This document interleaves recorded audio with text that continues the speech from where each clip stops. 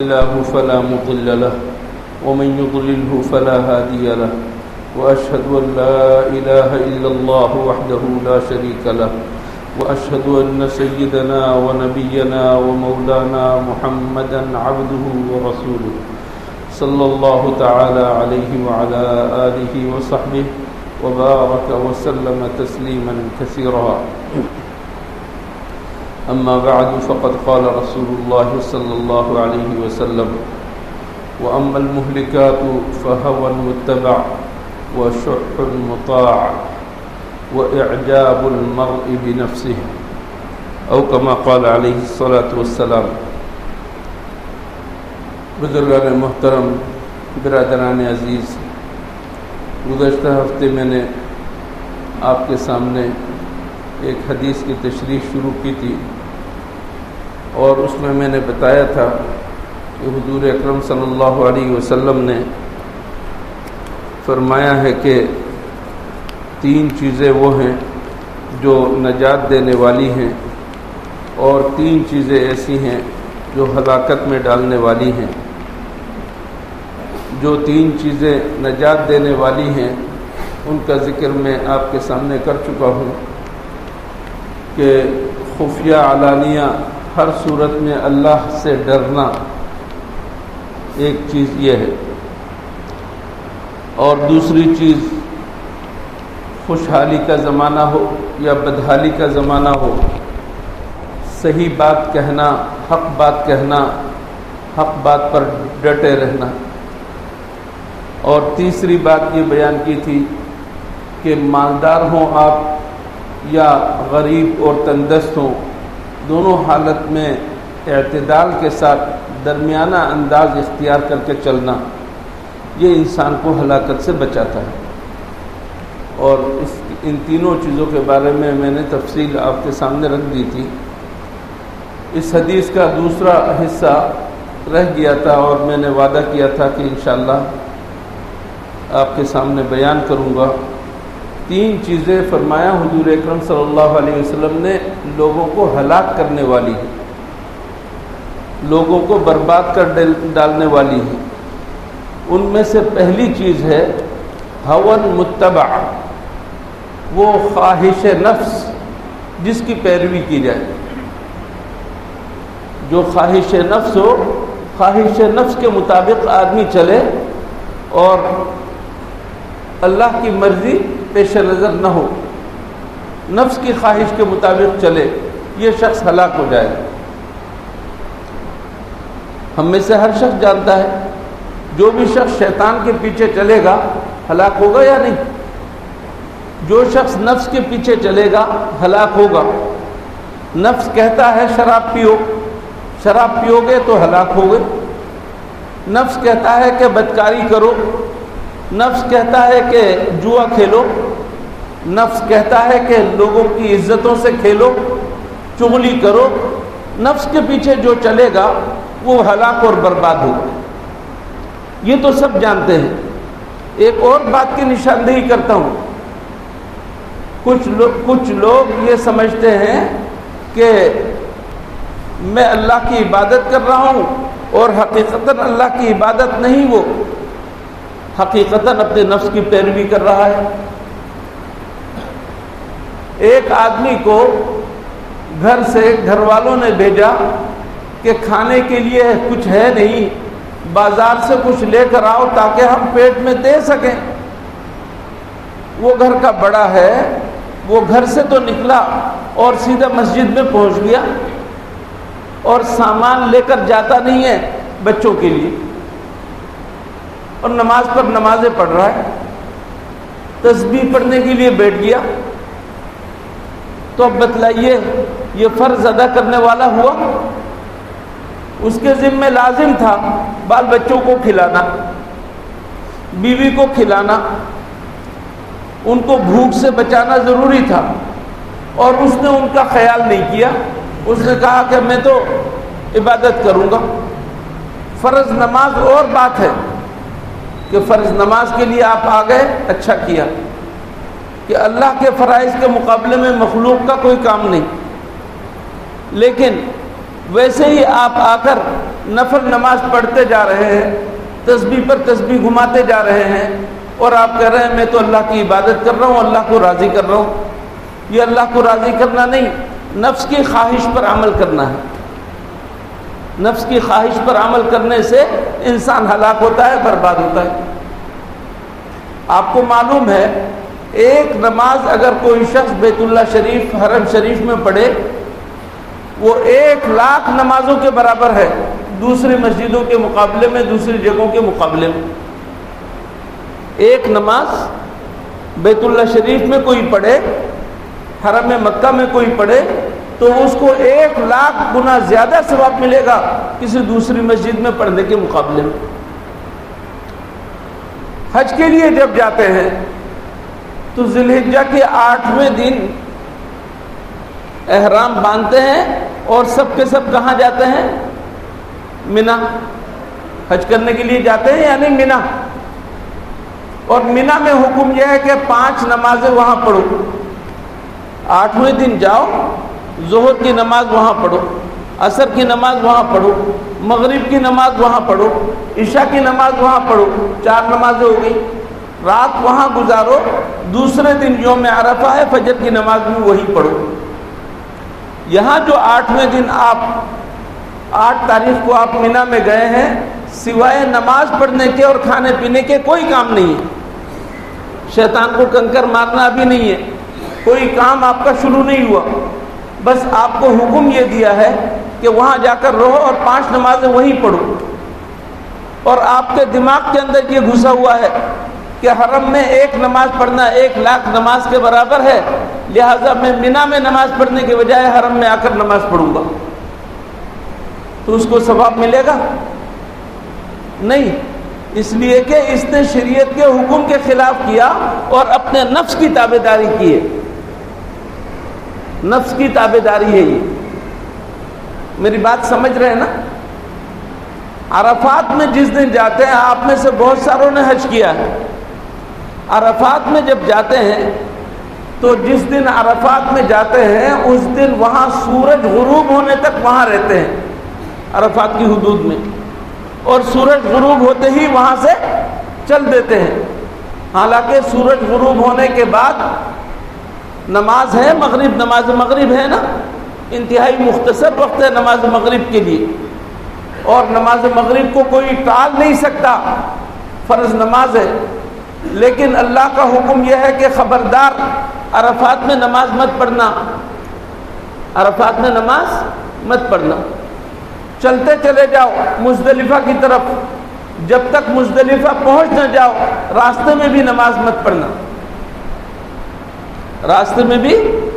لہذا اگر کسی نے عرفات میں نماز پڑھ لی مغرب کی تو اللہ کا نافرمان، جس نے راستے میں نماز پڑھی وہ اللہ کا نافرمان، حالانکہ وہ کہہ سکتا ہے کہ میں نے وقت کے اندر نماز پڑھنے کی کوشش کی ہے۔ اللہ کہتا ہے کہ نہیں، میں نے جو حکم دیا ہے اس کے مطابق کرو، اپنے نفس کی خواہش کے مطابق نہ چلو۔ بہت ساری چیزیں ایسی ہوتی ہیں جو دکھائی دیتی ہیں کہ دین کا کام ہے، لیکن وہ کام سنت کے مطابق نہ ہونے کی وجہ سے نفس کا کام بن جاتا ہے۔ سنت کے مطابق نہ ہونے کی وجہ سے کیا بن جاتا ہے؟ نفس کا کام بن جاتا ہے۔ آپ کے پاس ایک بچہ ہے، بچہ بڑا ہو گیا، بالغ ہو گیا، اور آپ ہو گئے کمزور، ماں باپ دونوں کمزوری کی حالت میں، بیٹا ینگ ہے، جوان ہے، کام کر سکتا ہے اور اس کی ضرورت ہے ماں باپ کی خدمت کے لیے۔ بیٹا کہتا ہے کہ علم حاصل کرنے کی بڑی فضیلت ہے، لہذا میں تو جا کر دارالعلوم میں داخلہ لوں گا اور وہاں جا کر پڑھوں گا، اور وہ وہاں جا کر پڑھ جاتا ہے، ماں باپ کی خدمت نہیں کرتا، عالم بن رہا ہے، کتنا بڑا کام ہے۔ اس نے گناہ کا کام کیا ہے۔ کیا کیا ہے؟ اس نے گناہ کا کام کیا ہے۔ یہ علم پڑھنے نہیں جا رہا، خواہش کے مطابق عمل کرنے جا رہا ہے۔ اس کے ذمہ لازم تھا ماں باپ کی خدمت کرتا۔ بیوی تمہاری حاملہ ہے اور اس کو تمہاری ضرورت ہے، شوہر کی ضرورت ہے، ڈاکٹر کے پاس لانے لے جانے کے لیے اور کوئی نہیں ہے محرم، اور تم کہتے ہو کہ نہیں میرا چلہ خراب ہو رہا ہے، میں چلے میں جا رہا ہوں،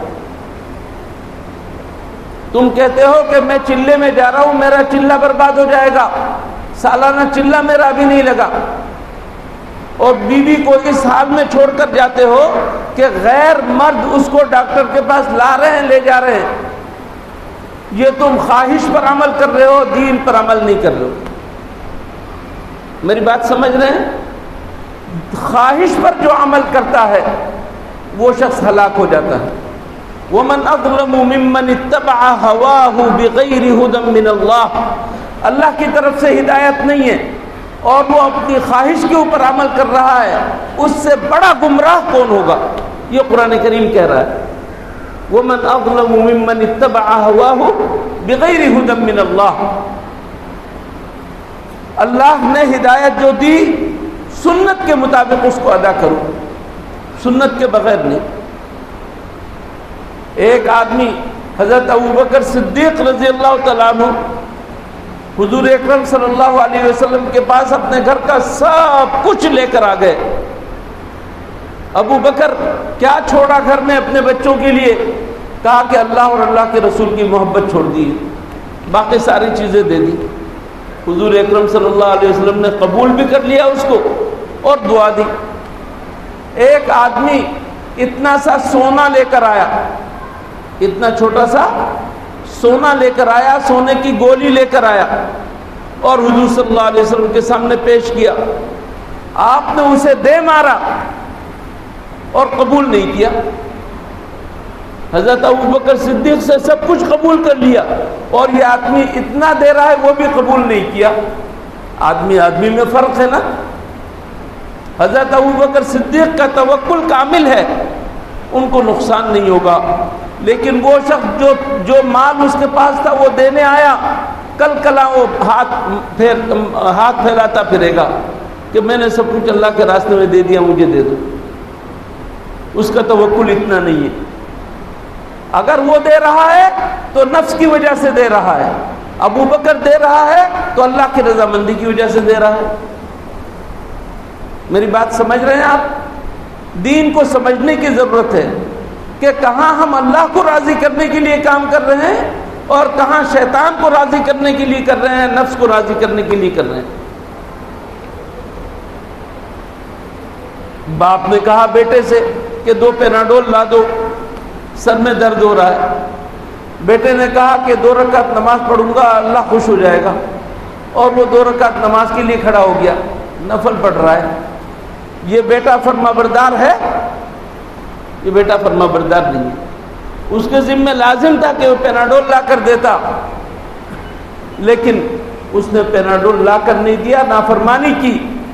اللہ نے اس سے 2 رکعت نفل کا مطالبہ تو نہیں کیا تھا اس وقت، غلط موقع پر اس نے نفل کو استعمال کیا اور یہ اپنی خواہش پر عمل کیا ہے۔ اللہ نے نہیں کہا اسے، اللہ نے نہیں کہا۔ مرضی کے خلاف اگر کرو گے، شریعت کی مرضی کے خلاف کرو گے تو نفس پر عمل ہے۔ باپ نے کہا کہ میرے سر میں درد ہو رہا ہے، بیٹا میرا سر دبا دو۔ باپ نے کیا کہا؟ میرے سر میں درد ہو رہا ہے بیٹا، میرا سر دبا دو۔ سر پھٹا جا رہا ہے اور بیٹا کہتا ہے ابا جان معاف کر دو، میں آپ کا بڑا احترام کرتا ہوں، آپ میرے بہت بڑے ہیں، میری ہمت نہیں ہے کہ میں آپ کا سر پکڑوں، میں تو پیر دباؤں گا۔ کیا کہتا ہے بیٹا؟ کہ میں تو پیر دباؤں گا۔ دبانے کی ضرورت کس کو تھی؟ سر کو۔ اور بیٹے نے کہا نہیں میں پیر دباؤں گا۔ باپ کا فرما بردار ہے، کر تو رہا ہے خدمت، لیکن خدمت نہیں ہے۔ سنت کے مطابق جو عمل نہیں ہوگا میرے دوستو وہ قبول نہیں ہوگا، سنت کے مطابق نہ ہو تو قبول نہیں ہوگا۔ اللہ نے تمہارے اوپر فرض کیا ہے عشاء کی نماز کو، تمہارے اوپر فرض کیا ہے فجر کی نماز کو، جماعت کے ساتھ پڑھنے کو تمہارے لیے لازم قرار دیا، اور تم فجر عشاء کی نماز جماعت کے ساتھ پڑھتے ہو، فجر کی نماز گول کر دیتے ہو، کیوں؟ اس لیے کہ تم گشت کر رہے ہو، لوگوں کو اللہ کی طرف بلا رہے ہو، اتنا بلا رہے ہو، اتنا بلا رہے ہو کہ رات کو سونے کا موقع نہیں ملا اور فجر کی نماز گنوا دی۔ فجر کی نماز کا پڑھنا تمہارے ذمے جماعت کے ساتھ واجب تھا، اور تم نے جو ہے لوگوں کو ہدایت پر لانے کے لیے گشت اتنا کیا تو فجر کی نماز نکال دی۔ تو تم نے اچھا کیا برا کیا؟ کام تو بہت اچھا ہے، گشت کیا، لوگوں کو ہدایت پر لانے کی بات کی، لیکن تم نے اپنا نقصان کر لیا۔ دوسروں کو ہدایت پر لانے کے لیے اپنا دینی نقصان کر لینا یہ عقل مندی کی بات نہیں ہے۔ اگر کوئی کر رہا ہے تو یہ ہوائے نفس کی اتباع ہے، اپنی خواہش کی اتباع ہے، دین کی اتباع نہیں ہے۔ سنت کے مطابق چلنا اور عبادت کو سنت کے مطابق ادا کرنا یہ ضروری ہے۔ جو بھی خواہش نفس پر چلے گا وہ برباد ہوگا۔ تو پہلی چیز جو یہاں پر حضور اکرم صلی اللہ علیہ وسلم نے بیان فرمائی وہ یہ کہ خواہش کو اپنا متبوع بنا لے اور خواہش کے پیچھے پیچھے چلنا شروع کر دے، جو خواہش کہے وہ کرے۔ دوسری چیز جس کی وجہ سے ہلاکت ہوتی ہے، فرمایا شح مطاع، بخل، کنجوسی انسان کی فطرت اور گھٹی میں پڑی ہوئی، لیکن اللہ کہہ رہا ہے کہ اپنی گھٹی کو بدلو، اپنی عادت کو بدلو اور بخل کو ختم کرو۔ اللہ کے راستے میں ادھر سے دو، ادھر سے دو، ادھر سے دو۔ جہاں خرچ کرنے کا مقام ہے وہاں ضرور خرچ کرو۔ اپنے بچوں کو کھلانے پلانے میں کنجوسی سے کام مت لو، مٹھی کو بند مت کر کے رکھو۔ اپنے رشتہ داروں کو دینے میں تم بخل مت کرو، اور تم کہتے ہو کہ مال ختم ہو جائے گا اور بخل کی اطاعت کرنے لگتے ہو۔ شح مطاع، نہ اس مال سے تم فائدہ اٹھا سکو گے اور نہ کوئی اور فائدہ اٹھا سکے گا۔ مرنا تو تمہیں ہے، اور جب مرو گے تو خالی ہاتھ جاؤ گے۔ پیچھے مال چھوڑ کر جاؤ گے، مال نہیں چھوڑ کر جا رہے ہو، اپنے وارثوں کے لیے جھگڑا چھوڑ کر جا رہے ہو۔ اس وجہ سے جو شخص بخل کرتا ہے اور بخل کی پیروی کرتا ہے تو ایسا شخص ہلاکت میں پڑتا ہے۔ تیسری چیز جس کی ہلاکت کی بات کی کہ ہلاک کرنے والی چیزوں میں سے ہے، میرے دوستوں بہت ہی خطرناک چیز ہے یہ، بہت ہی خطرناک۔ شاید ہی ہم میں سے کوئی خالی ہو اس سے۔ کیا عالم، کیا عوام، کیا مالدار، کیا غریب، ہر شخص اس کے اندر مبتلا ہے، اور وہ ہے خود پسندی۔ اپنے آپ کو پسند کرنا اور بڑا سمجھنا دوسروں کے مقابلے میں، اپنے آپ کو بڑا سمجھنا۔ میرے مقابلے میں کون ہے؟ میری طرح کون ہے؟ حتیٰ کہ آپ کے سامنے اگر کوئی شخص کہے کہ آج الحمدللہ میں نے تہجد کی 12 رکعتیں پڑھی، آپ اس کو مبارکباد دینے کے بجائے اور اس کے لیے دعا کرنے کے بجائے آپ کہتے ہیں کہ میں نے بھی کوشش کی، میں نے بھی پڑھی ہے۔ اب آپ اپنا بتانا شروع کر دیا۔ یہ جو اپنا بتا رہے ہیں کس وجہ سے؟ آپ کو اپنا آپ پسند ہے، اپنے آپ کو نمایاں کرنا چاہ رہے ہیں۔ آپ کے مقابلے میں کوئی شخص، آپ کے مقابلے میں کوئی شخص بڑا بن کر دکھائے، آپ کو برداشت نہیں۔ آپ کے سامنے کوئی بڑا بول جائے، آپ کو برداشت نہیں ہے۔ خاص طور پر آپ کے بیٹے کے سسرال والے، بیٹی کے سسرال والے جن کے ساتھ سمدھیانے کا رشتہ ہے، سمدھی والوں کی کوئی بات آپ برداشت نہیں کر سکتے۔ وہ ایک بات کرتے ہیں تو آپ 2 بات کرتے ہیں، اپنے آپ کو بڑا قرار دینے کے لیے۔ کیا چیز ہے یہ؟ اعجاب المرء بنفسہ، اپنے آپ کو پسند کرنا دوسروں کے مقابلے میں۔ انسان کو متواضع ہونا چاہیے، اپنے آپ کو کمتر سمجھنا چاہیے۔ اللہ کے رسول فرما رہے ہیں جو بھی شخص اپنے آپ کو نیچا کر کے رکھے گا اللہ کے لیے، اللہ اس کو بلند کر دے گا۔ ہم اس حقیقت کو نہیں سمجھتے۔ ہم سمجھتے ہیں اپنے آپ کو ہم بڑا کریں گے تو لوگ ہمیں سمجھیں گے بڑا۔ نہیں، آدمی پہاڑ پر چڑھ جاتا ہے اور اپنے آپ کو بڑا لمبا سمجھتا ہے اور کہتا ہے کہ دیکھو سارے نیچے چھوٹے ہیں، اور نیچے سارے کے سارے اسے کیا سمجھتے ہیں کہ یہ ایک بونا ہے۔ نیچے سے جو پہاڑ والے آدمی کو دیکھتے ہیں تو کیسے دیکھتے ہیں؟ بونا دکھائی دیتا ہے، چھوٹا سا قد کا دکھائی دیتا ہے، تو چھوٹا ہوتا ہے۔ اپنے آپ کو بڑا سمجھنے والا بہت بڑا فریب کھانے والا ہے، دھوکے میں ہے، دھوکے میں ہے۔ اپنے آپ کو بڑا نہیں سمجھنا چاہیے۔ باتوں سے جیت کر کیا کر لوگے؟ اللہ کے ہاں بھی جیت رہے ہو یا نہیں؟ باتوں سے تو جیت گئے تم، دوسروں کے اوپر باتوں سے جیت گئے، اللہ کے ہاں بھی جیت گئے یا نہیں؟ ایک آدمی نے آپ کی بڑی تعریف کی کہ آپ بہت کھرے آدمی ہیں، آپ بڑے سچے آدمی ہیں، آپ کو دیکھ کر تو بس میرا جی چاہتا ہے کہ آپ کے پیچھے پیچھے رہوں، اور یہ وہ آپ پھولتے گئے پھولتے گئے پھولتے گئے۔ تھوڑی دیر کے لیے سوچنے کی ضرورت ہے، یہ جو تعریف کر رہا ہے واقعی میرے اندر یہ ہے؟ اللہ کے ہاں بھی میں مقبول ہوں؟ اللہ کے ہاں بھی مقبول ہوں میں؟ لوگوں کی تعریف کا کیا ہے؟ آپ کو چڑھانے کے لیے جھوٹی سچی باتیں کر دیں گے، اور ایسے لوگوں کے برائی بیان کرنے میں دیر نہیں لگتی، فوراً تھوڑی دیر میں آپ کچھ کرے تو برائی بھی کر دیں گے آپ کی۔ مخلوق کی تعریف سے پھولے نہ سمانا اور مخلوق کی مذمت کو بڑا سمجھنا، یہ ایک سمجھدار آدمی کا کام نہیں ہے۔ اپنے آپ کو ہلاکت سے بچانا چاہتے ہو تو اپنے آپ کو بچاؤ۔ اعجاب المرء بنفسہ، خود پسندی سے بچو، تواضع اختیار کرو، تکبر مت کرو، لوگوں کے اوپر اپنے آپ کو بڑا مت سمجھو۔ اللہ تمہیں بڑا بنائے گا تو خود بڑے ہوگے، لیکن لوگوں کے کہنے سے یا اپنے آپ کو سمجھنے سے کوئی بڑا نہیں بن جاتا۔ یہ تین باتیں ضرورت کے مطابق ہو گئی باتیں، اللہ تعالیٰ قبول فرمائے۔ میرے عزیز ساتھیوں، آج سے الحمدللہ ہم